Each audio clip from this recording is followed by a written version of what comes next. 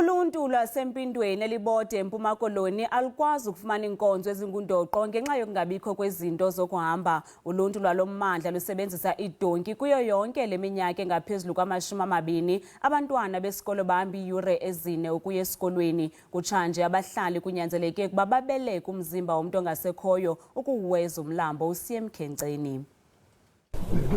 Lo ngumzimba kaMakhulu uMayekela Ntlombini oneminyaka engama-65. Ubotshelelwe kwinqwanqwa ukuze usiwe kwikhaya labangcwabi. La madoda ahamba etyathela umzimba umgama ongangeekhilomitha eziyi-12. Bawela nawo umlambo ngesikhephe ngenxa yokungabikho kwendlela yemoto kulo mmandla. Xa kukho umuntu oswelekileyo siyaqokolelana singabahlali, siqokolelane singamadoda, sisenze ilanto kuthiwa linqwanqwa.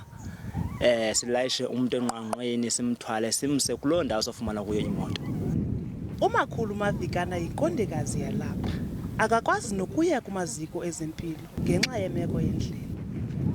Andizange ndiye, yagqibela ndisahamba. La ngamanzi abantu balommandla baxhomekeke kuwo ukuze basele kwaye bapheke. Kaloku neenkomo ziyahlamba, ziyasela, iyathoyiletha, yenze yonke into thina siyakhapha ngezantsi. Abanye bahlamba impahla nemizimba yabo ngelixa lomlambo sobulele inxalenye yabantu. Le mizi elapha imbalwa because I think as we speak about 31 if I'm accurate. Le mali is too much considering it spreads a population. So how about we relocate you? And they rejected it. Ungabikho kwendlela esemgangathweni kuchaphazele nemfundo. Uninzi luyeka phakathi esikolweni.